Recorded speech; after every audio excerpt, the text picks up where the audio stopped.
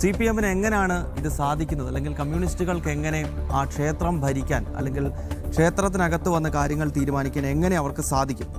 ഇപ്പോൾ ഉദാഹരണത്തിന് കേരളത്തിൽ എത്രയോ CPM ലോക്കൽ കമ്മിറ്റി മുതൽ അവരുടെ ഓരോ ഘട്ടം ഘട്ടമായുള്ള അവരുടെ സംഘടനാ സംവിധാനത്തിനകത്ത് ക്ഷേത്രങ്ങളിൽ ദർശനം നടത്തിയതിൻ്റെ പേരിൽ വിശദീകരണം ചോദിച്ചിട്ടുള്ളൊരു പാർട്ടിയാണ്. അത് അങ്ങ് പാറശാല മുതൽ അങ്ങ് കാസർഗോഡിൻ്റെ അങ്ങേയറ്റം വരെ പല ലോക്കൽ കമ്മിറ്റികളും ജില്ലാ കമ്മിറ്റികളും ഏരിയ കമ്മിറ്റികളുമൊക്കെ അവരുടെ കമ്മിറ്റി അംഗങ്ങൾ ക്ഷേത്ര ദർശനം നടത്തിയതിന്, വിശേഷിച്ച് ശബരിമലയിലും ഗുരുവായൂരിലുമൊക്കെ ക്ഷേത്രത്തിൽ പോയതിന് പാർട്ടി ഔദ്യോഗികമായി വിശദീകരണം ചോദിച്ച ചരിത്രം നമുക്ക് മുന്നിലുണ്ട്.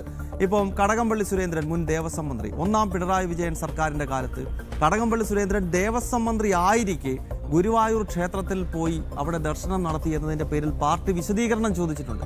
അപ്പോൾ ഇങ്ങനെയുള്ള ഒരുപാട് ഉദാഹരണങ്ങൾ നമുക്ക് മുന്നിൽ നിൽക്കുന്നു. മാത്രമല്ല, കേരളത്തിൽ ഏറ്റവും കൂടുതൽ ഹിന്ദു വിരുദ്ധമായ, ക്ഷേത്ര വിരുദ്ധമായ, ഹിന്ദു ആചാര പദ്ധതികളെ അധിക്ഷേപിക്കുകയും വിരുദ്ധമായ സമീപനം എടുക്കുകയും ചെയ്തിട്ടുള്ള ഒരു പാർട്ടിയാണ്. ഇപ്പോൾ ശബരിമല യുവതീ പ്രവേശനത്തിൻ്റെ ചരിത്രം പ്രത്യേകിച്ച് നമ്മൾ പറയേണ്ടതില്ലല്ലോ. 2018 സമീപകാലത്ത് നടന്നിട്ടുള്ള ഒരു സംഭവമാണ്.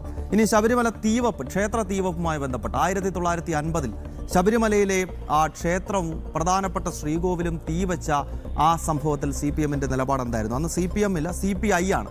അന്ന് കേശവമേനോന്റെ നേതൃത്വത്തിലുള്ള അന്വേഷണ കമ്മീഷൻ ഈ വിഷയത്തെപ്പറ്റി ആധികാരികമായി പഠിക്കുകയും ആദ്യത്തിൽ കേരളത്തിൽ ഐക്യകേരളം രൂപപ്പെട്ട ശേഷം നടക്കുന്ന ആദ്യത്തെ തെരഞ്ഞെടുപ്പിൽ കമ്മ്യൂണിസ്റ്റുകളുടെ പ്രചരണം എന്തായിരുന്നു? അവർക്ക് അധികാരം കിട്ടിക്കഴിഞ്ഞാൽ, EMSന് അധികാരം കിട്ടിക്കഴിഞ്ഞാൽ ഈ കേശവമേനോൻ കമ്മീഷൻ കൃത്യമായി പറഞ്ഞിരിക്കുന്ന കാര്യങ്ങൾ അത് നിയമസഭയിൽ ചർച്ച ചെയ്യുമെന്നും അതിൻ്റെ അടിസ്ഥാനത്തിൽ ആരാണോ 1950 ശബരിമലയിലെ പവിത്രമായ ക്ഷേത്രം തീവച്ച് നശിപ്പിച്ചത്, അവിടുത്തെ വിഗ്രഹം തല്ലിത്തകർത്തത്, ശ്രീകോവിൽ പൂർണ്ണമായി ഇല്ലാതാക്കിയത്, അവർക്കെതിരെ നടപടിയെടുക്കും എന്ന് ഐക്യകേരളത്തിലെ ആദ്യത്തെ തെരഞ്ഞെടുപ്പിൽ പ്രചരണമായി CPIയുടെ പ്രധാനപ്പെട്ട വാഗ്ദാനമായി, കമ്മ്യൂണിസ്റ്റുകളുടെ വാഗ്ദാനം അതായിരുന്നു കേരളത്തിലെ ഹൈന്ദവ സമൂഹത്തിന് മുന്നിലുള്ള. അതായത് ഞങ്ങൾക്ക് അധികാരം കിട്ടിക്കഴിഞ്ഞാൽ ഈ ശബരിമല ക്ഷേത്രം തീവച്ച് നശിപ്പിച്ച ആളുകൾക്കെതിരെ കർശന നിലപാടെടുക്കുമെന്ന് പറഞ്ഞു.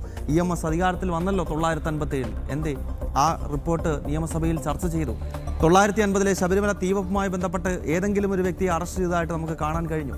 ഇനിയും 1960കളുടെ പകുതിയിൽ നടന്ന തളി ക്ഷേത്ര സമരവുമായി ബന്ധപ്പെട്ട് മലപ്പുറം ജില്ലയിലെ അങ്ങാടിപ്പുറത്ത് കേരള ഗാന്ധി എന്നറിയപ്പെടുന്ന കേളപ്പജിയുടെ നേതൃത്വത്തിൽ തകർന്ന് തരിപ്പണമായി കടന്ന തളിയിലെ ക്ഷേത്രം പുനർജീവിപ്പിക്കണമെന്നാവശ്യപ്പെട്ടുകൊണ്ട് സമരം നടത്തിയ സമയത്ത് എന്തായിരുന്നു കമ്മ്യൂണിസ്റ്റുകളുടെ നിലപാടെന്ന് പറയുന്നത്? EMSന്റെ നിലപാട് എന്തായിരുന്നു?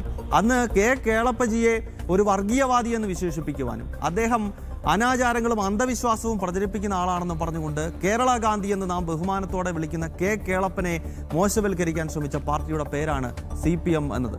അപ്പോൾ അന്ന് കോടതിയുടെ വിധിയുടെ അടിസ്ഥാനത്തിലാണ് നമ്മൾ ഇന്ന് കാണുന്ന തളിയിലെ അങ്ങാടിപ്പുറത്തെ ക്ഷേത്രം അഭിമാനത്തോടുകൂടി ഇന്ന് ഉയർന്നു നിൽക്കുന്നത്. അന്ന് ആ ക്ഷേത്ര സമരത്തെ, കേളപ്പജിയുടെ നേതൃത്വത്തിൽ നടന്ന സമരത്തെ തല്ലിച്ചതയ്ക്കാൻ ശ്രമിച്ചത് EMSന്റെ നേതൃത്വത്തിലുള്ള അന്നത്തെ ഭരണകൂടമായിരുന്നു. അങ്ങനെ കമ്മ്യൂണിസ്റ്റുകളുടെ ഒട്ടനവധി ഹിന്ദു വിരുദ്ധ, ക്ഷേത്ര വിരുദ്ധമായ നിലപാടുകളുടെ ഒരുപാട് ഉദാഹരണമുണ്ട്. ഇപ്പോൾ ഈ കോർഡിനേഷൻ കമ്മിറ്റി എല്ലാ ജില്ലകളിലും ക്ഷേത്രങ്ങളിൽ കയറിക്കൂടാൻ വേണ്ടി കോർഡിനേഷൻ കമ്മിറ്റി നിശ്ചയിക്കുമ്പോൾ അതിൻ്റെ ചുമതലയിൽ ആരാണ് വരുന്നത്? P. ജയരാജനാണ് വരുന്നത്. ഈ P. ജയരാജൻ കണ്ണൂർ ജില്ലാ സെക്രട്ടറി ആയിരിക്കുന്ന കാലത്താണ് ശ്രീനാരായണ ഗുരുവിനെ അധിക്ഷേപിച്ച സംഭവം ഉണ്ടായത്. ഓർക്കുന്നില്ലേ? 2015 ചതയ ദിനത്തിൽ CPMകാർ നടത്തിയ ഘോഷയാത്രയ്ക്കകത്താണ് ശ്രീനാരായണ ഗുരുവിനെ കുരിശിൽ തറച്ച് പ്ലോട്ട് ഉണ്ടാക്കി വെച്ചത്. അതിനെതിരെ വലിയ വിമർശനം കേരളത്തിൽ ഉണ്ടായതാണ്. ആ മഹാനാണ് P. ജയരാജൻ. ആ P. ജയരാജനെ പോലൊരു നമ്പർ 1 ഹിന്ദു വിരുദ്ധനെ കൊണ്ടുവന്ന് ഈ ക്ഷേത്രങ്ങളുടെ കമ്മിറ്റികളിലേക്ക് സഖാക്കന്മാർ കയറണമെന്നും അതിൻ്റെ കോർഡിനേഷൻ കമ്മിറ്റിയുടെ കേരളം മുഴുവനുള്ള ചുമതലയും നൽകിയിരിക്കുകയാണ്. അപ്പോൾ കാര്യങ്ങൾ വ്യക്തമാണ്. നേരത്തെ രഞ്ജിത്തേട്ടൻ സൂചിപ്പിച്ചതുപോലെയാണ്. അതായത് കേരളത്തിലെ ക്ഷേത്രങ്ങൾ എന്ന് പറയുന്നത് എന്താണ്? ഇപ്പോൾ ശ്രീനാരായണ ഗുരു തന്നെ പറഞ്ഞിട്ടുണ്ട്, ക്ഷേത്രം എന്ന് പറയുന്നത് കേവലം വിശ്വാസവുമായി ബന്ധപ്പെട്ടത് മാത്രമല്ല, ക്ഷേത്രങ്ങൾ എന്നത് സാംസ്കാരിക കേന്ദ്രങ്ങളാണ്. ഓരോ നാടിൻ്റെയും സാംസ്കാരിക കേന്ദ്രങ്ങൾ എന്ന് പറയുന്നത് ക്ഷേത്രങ്ങളാണ്. അത് ചെറുതും വലുതുമായ ക്ഷേത്രങ്ങളുണ്ട്. ആ ക്ഷേത്രങ്ങളിലൊക്കെ നിലവിൽ രാഷ്ട്രീയ സ്വയംസേവക സംഘം, ബാലഗോകുലം തുടങ്ങിയ സംഘടനകൾക്കൊക്കെ ആ ക്ഷേത്രങ്ങളുമായി ചുറ്റിപ്പറ്റി വലിയ സ്വാധീനമുണ്ട്. അതിൻ്റെ കാരണം എന്താണ്? അതിൻ്റെ കാരണം എന്ന് പറയുന്നത് ഈ CPMും അല്ലെങ്കിൽ ഈ ദേവസ്വം ബോർഡൊക്കെ ചെയ്തിട്ടുള്ളത് പൈസ കിട്ടുന്ന 10 രൂപ കിട്ടുന്ന ക്ഷേത്രങ്ങളിൽ മാത്രമേ ഇവർ കാര്യങ്ങൾ ഇടപെട്ടിട്ടുള്ളൂ.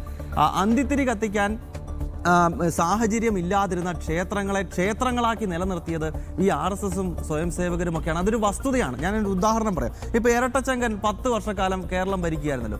ഇരട്ടച്ചങ്കൻ പലതവണ പറഞ്ഞൊരു കാര്യമുണ്ട്, ഈ ക്ഷേത്രങ്ങളിലെ RSS ശാഖ ഞങ്ങളങ്ങ് നിർത്തിക്കളയും. ഏതെങ്കിലും ക്ഷേത്രങ്ങളിൽ നടക്കുന്ന RSS ശാഖ നിന്നോ?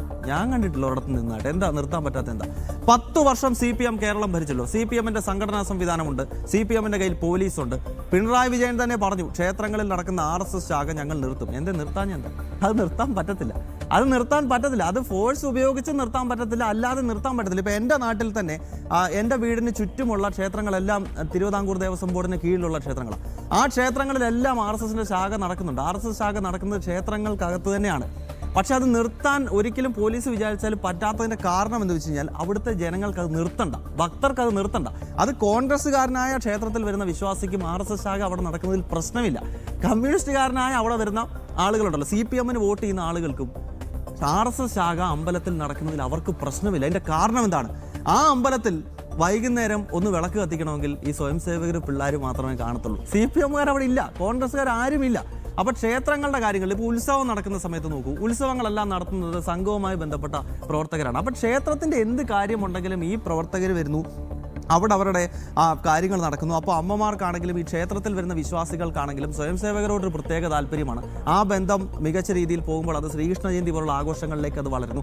അങ്ങനെ ക്ഷേത്രങ്ങളെ ഒരു സാംസ്കാരിക കേന്ദ്രമാക്കി മാറ്റുന്നതിൽ സംഘപ്രസ്ഥാനങ്ങൾക്ക് കേരളത്തിൽ വലിയ പങ്കുണ്ട്. ഇപ്പോൾ കർക്കിടക മാസം കടന്നു പോവുകയാണ്. എങ്ങനെയാണ് ഈ കർക്കിടക മാസത്തിൽ രാമായണ പാരായണം ഇത് ഇത്രത്തോളം വ്യാപിച്ചത്? എങ്ങനെയാണ്? പഞ്ഞമാസമായിരുന്ന കർക്കിടകത്തെ സാഗരമാക്കി മാറ്റിയത് എങ്ങനെയാണ്? P. പരമേശ്വർജി ഉൾപ്പെടെയുള്ളവർ നേതൃത്വം നൽകിയ മഹാരാജാസ് കോളേജിൽ 1982 നടന്ന വിശാല ഹിന്ദു സമ്മേളനത്തിന്റെ അജണ്ടയായിരുന്നു കർക്കിടക മാസത്തിൽ കേരളത്തിലെ എല്ലാ ഗ്രാമങ്ങളിലും, കേരളത്തിലെ ഭവനങ്ങളിൽ രാമായണ പാരായണം എന്നത് P. പരമേശ്വർജിയുടെ സന്ദേശമാണ്. അപ്പോൾ ആ സന്ദേശം കേരളത്തിലെ പൊതുസമൂഹം, സാംസ്കാരിക ലോകം ഇരുകൈയും നീട്ടി സ്വീകരിച്ചു. ഇതൊന്നും CPM-നെ സംബന്ധിച്ചിടത്തോളം ഹാലിളകുകയാണ്. കാരണം ഇവരാണല്ലോ സാംസ്കാരിക നായകരും ബുദ്ധിജീവികളെന്ന് വിശേഷിപ്പിക്കുന്നത്. അപ്പോൾ അതിനെ കൗണ്ടർ ചെയ്യാൻ വേണ്ടി ഇത്തരം ഒരു ശ്രമം നടത്തുന്നതായാണ് എനിക്ക് മനസ്സിലാകുന്നത്.